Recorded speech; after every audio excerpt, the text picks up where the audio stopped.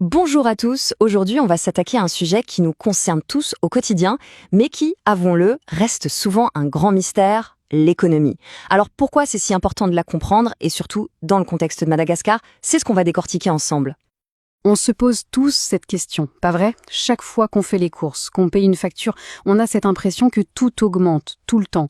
C'est la question que tout le monde se pose. Eh bien, la réponse, elle est pile au cœur de l'économie. Et c'est bien là que le bas blesse. Pour énormément de gens, les mécanismes derrière la hausse des prix, la valeur de notre monnaie ou même l'impact réel des décisions politiques, tout ça reste très flou. C'est un peu comme essayer de naviguer en pleine mer mais sans boussole. On subit les vagues sans savoir d'où elles viennent.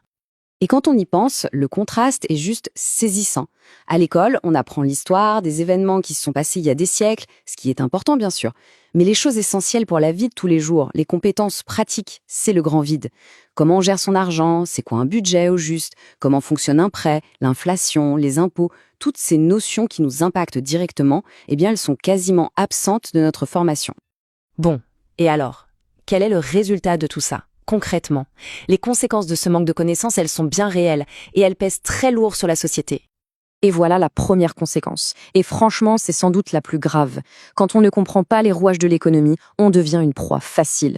Facile à convaincre avec des discours trop simples, des promesses qui sonnent bien mais qui sont irréalistes. Bref, on devient vulnérable. Et ça ne s'arrête pas là, malheureusement. Ça entraîne aussi un endettement beaucoup plus facile parce qu'on ne saisit pas bien les dangers d'un crédit. Les décisions financières, que ce soit pour soi-même ou pour la communauté, sont souvent prises un peu au pif, sans vraie analyse. Et petit à petit, ça crée une population qui devient dépendante, qui attend que les solutions viennent d'ailleurs au lieu de les créer elle-même. Et au final, ça affaiblit terriblement le pouvoir de négociation de tout le monde. Alors oui, le constat peut paraître un peu sombre, mais attention, rien n'est une fatalité. La bonne nouvelle dans tout ça, c'est qu'il existe une solution, et elle est bien plus simple qu'on ne pourrait l'imaginer. En fait, la solution tient en 3 étapes clés. D'abord, il faut mettre en place une éducation économique qui soit accessible à tout le monde.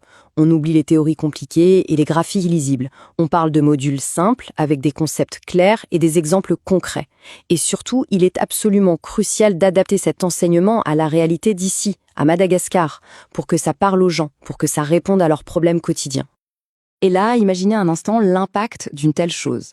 Le jour où une population commence vraiment à maîtriser ses bases, à comprendre comment les choses fonctionnent, un changement profond commence à s'opérer.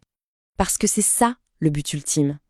Comprendre l'économie, ça veut dire se donner le pouvoir de choisir, la capacité de décider et la force d'agir.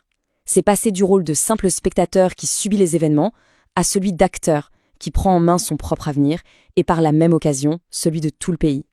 Et c'est là qu'on touche au point le plus important. Un peuple qui a reçu une éducation économique, c'est un peuple qui s'est émancipé.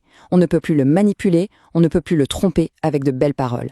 Pourquoi ? Parce que la connaissance devient son meilleur bouclier. Finalement, tout pourrait se résumer à cette idée, toute simple mais si puissante. L'éducation économique, ce n'est pas juste une histoire de chiffres ou d'argent, c'est une question de liberté.